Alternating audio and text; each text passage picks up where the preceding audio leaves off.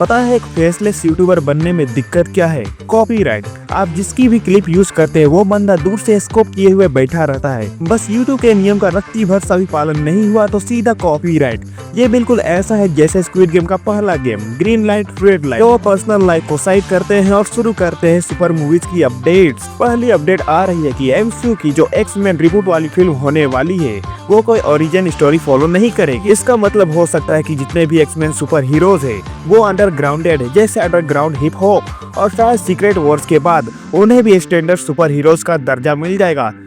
Just like Honey Singh. X Men की movie 2027 में release होगी और उसी साल सीक्रेट वॉर्स भी रिलीज हो रही है। ऐसा फील होता है जैसे एक्स-मैन की मूवी बहुत ही जल्दी आ रही है। मतलब मैं सोच रहा था कि मार्वल पहले एक्स-मैन सुपर हीरोज की 2-4 सोलो मूवीज निकालेगा, उसके बाद एक्स-मैन की फिल्म बनाएगी, पर जो भी है मार्वल सोच समझ के ही ये कर रहा होगा। अब एक्स-मैन पे बातें छिड़ी गई है तो आज एवेंजर्स की जगह एक्स-मैन की ही अपडेट्स देता हूँ। रिपोर्ट्स आ रही है कि जूलिया बर्ड्स हमारे एमसीयू के रिबूट एक्स-मैन मूवीज में किट्टी प्राइड का रोल प्ले कर सकती है। और मैंने जब जूलिया बर्ड्स को गूगल किया तो पता चला कि वो मात्र एक 15 साल की बच्ची है और ये जो रोल प्ले करने वाली है वो है किट्टी प्राइड।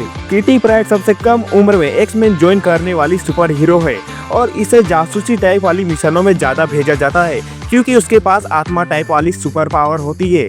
वो दीवार के आर पार जा सकती है। ये बहुत ही तेज दिमाग वाली, प्लस इसको मार्शल आर्ट भी बहुत अच्छे से आता है। और किट्टी प्राइड आगे जाके guardian of the Galaxy join करती है, स्टार लॉर्ड की मंगेतर बनती है और उसका नाम पड़ जाता है स्टार लेडी। और जाहिर सी बात है किट्टी प्राइड बड़ी होकर ही स्टार लॉर्ड की मंगेतर बनी होगी। पर अभी के मेन एमसीयू में कंपैरिजन करा जाए किट्टी प्राइड और स्टार लॉर्ड की तो स्टार लॉर्ड दादाजी के उम्र के हो चुके हैं as comparison to Kitty pride.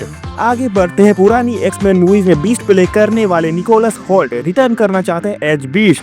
उन्होंने कहा है कि वो एक्साइटेड है देखने के लिए कि मार्वल एक्स-मैन मूवीज के साथ क्या करेंगे और इसके बारे में सबको पता है तो बीस्ट के डिटेल में नहीं घुसेंगे। पर और एक कैरेक्टर, उनके डिटेल पे भी जाने की जरूरत नहीं, जीन ग्रे। जीन ग्रे के बारे में लगभग सभी मार्वल फैंस को पता है और सबको ये भी पता है कि सैडी सिंह इस रोल को प्ले कर सकती है, 100 में से 99% चांसेस। तो फैंटास्टिक फोर में जॉनी प्ले करने वाले जोसेफ क्वीन ने कहा है कि सैडी सिंह ब्रिलियंट चॉइस है एमसीयू में जीन ग्रे प्ले करने के लिए। और इससे पहले आप अपना दिमाग के घोड़े दौड़ाओ कि जोसेफ भाई को क्या जरूरत पड़ गई ये बोलने की, तो बता दूं कि जोसेफ भाई वही बनता है जो स्ट्रेंजर थिंग्स के सीजन 4 में आके सबको इमोशनल करके और फैन बना के चला गया। इन्होंने एडी मंसन का रोल प्ले किया था स्ट्रेंजर थिंग्स सीजन 4 में। अब आते हैं डीसीयू की तरफ और मैंने बहुत दिनों से डीसीयू की अपडेट्स नहीं दी है क्योंकि डीसीयू की अपडेट जल्दी आती ही नहीं है, पर अब काफी कुछ बताने को आ चुका है। पूर्णा जगन्नाथन जो ये जवानी है दीवानी और दिल्ली बेली में भी दिख चुकी है और ये मेनली अमेरिकन एक्ट्रेस है। इनका कहना है कि डीसीयू की लेटेस्ट की स्क्रिप्ट बेस्ट साइफाई स्क्रिप्ट है जो उन्होंने आज तक में पढ़ी है।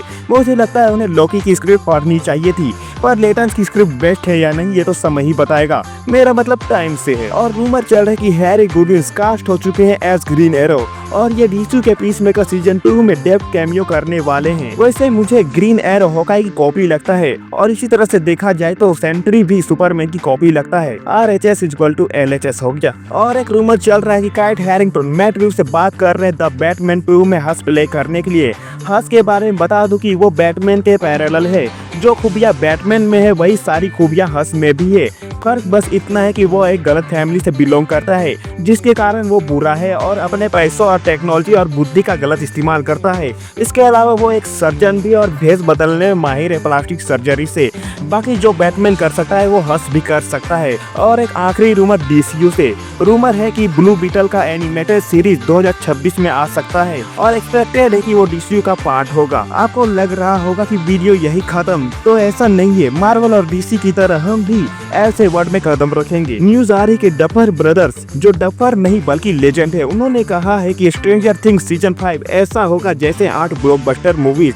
और ये बहुत ही बड़ा स्टेटमेंट है क्योंकि आप इमेजिन करिए आपने 8 ब्लॉकबस्टर मूवीज कौन सी देख रखी है, उन्हीं के जैसे होने वाली है स्ट्रेंजर थिंग्स सीजन 5 और उनके पास 650 घंटे से भी ज्यादा की फुटेज है। और ये सुन के ही मेरे होश उड़ गए। जरा सोचो उन एडिटर्स के बारे में जो स्ट्रेंजर थिंग्स को एडिट करेंगे, अगर हर एपिसोड को 2-2 घंटे भी दे दिया जाए तो सिर्फ 16 घंटे ही होते हैं, बाकी 634 घंटे एडिटर्स को काट के हटाने पड़ेंगे। और स्ट्रेंजर थिंग्स में सारी चीजें इतनी अच्छी होती है कि क्या ही काटेंगे। अब जो होगा सीरीज आने के बाद ही पता चल जाएगा, इसी साल अक्टूबर और नवंबर में। अब आते हैं आखिरी रूमर पर, ट्रांसफॉर्मर जो मुझे बचपन से ही बहुत पसंद है, उसके फ्यूचर लाइव एक्शन पे रूमर चल रहे हैं कि अगली ट्रांसफॉर्मर मूवी में ओरिजिनल एक्टर्स को कास्ट किया जाएगा, मतलब 2007 वाले एक्टर सिया लेबेओफ और मेगन फोक्स। और ऐसा हो तो मजे ही आ जाएंगे और नॉस्टैल्जिया भी हिट हो जाएगा। और जिन्होंने वीडियो लास्ट तक देखी उनको दिल से सैल्यूट है भाई।